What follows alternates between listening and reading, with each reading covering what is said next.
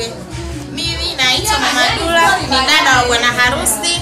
Tunamshukuru Mungu kufikia siku hii ya leo kwenye shughuli yetu hii. Unajua kuna wengi walitamani kufika kama siku hii ya leo, kwa uwezo wa Allah hawakufika. Basi tukiwa kama ndugu na majamaa tunafurahi sana. Tumeenda kumfuata mke wetu huko Kasisi. Tunamshukuru Mungu tumerudi salama na tunaendelea na shughuli yetu. Huu ni mwanzo tu. Kwa ndugu zangu wote karibuni, mashemeji yote na wakaribisha. Sogeeni sasa mashemeji yote na wakaribisha jamani, karibuni. Wote tulikuwa nao, timu yetu ndio hii hapa. Tunaenda kuwa nao wewe. Kwa baada ya hapa kitu gani kinafuata? Baada ya hapo atatolewa nje. Ataanza bwana harusi kumkaribisha mke wake.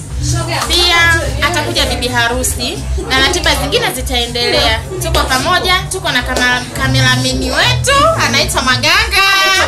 Jamani karibuni sana. Asante.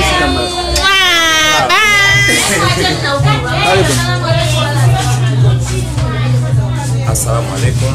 Kwa majina naitwa Salumu Hamisi Minga, baba harusi wa siku ya leo. Nimefikia nusu ya dini ya Mtume Muhammad. Nimefunga ndoa tarehe 25 mwezi wa 10 2025 na bibi Mawazo.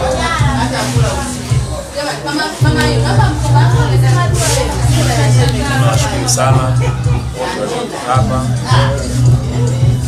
Ndoa umefungia wapi? Kijiji gani? Kasisi. Okay. Bibi harusi anaitwa nani? Mwasiti. Mwasiti nani? Sawa, jina la mke wako. Wamebadilisha majina. Ni Mwasiti. Wamebadilisha majina. Basi sawa. Kwa hiyo bwana harusi unaizungumziaje siku ya leo kwa upande wako wewe? Siku ya leo ni furaha kwangu. Ndio. Na furaha kwa familia pia. Siku ya leo meza nusu ya dini. Tunashukuru Mungu sana. Sawa, vijana kama wewe wengi wanakupa kuoa, unawashauri nini? Hebu sema neno kwa vijana kama wewe ambao hajataka kuoa mpaka leo. Tunawashauri wachukue maisha. Kila binadamu anaishi na mwanamke au mwanaume. Ushauri wangu tu hawezi kuishi na wanawake au mwanaume, aishi naye ili kidogo hata watoto wajana. Neno moja kwa mke wako, unamwahidi nini kwa mke wako sasa?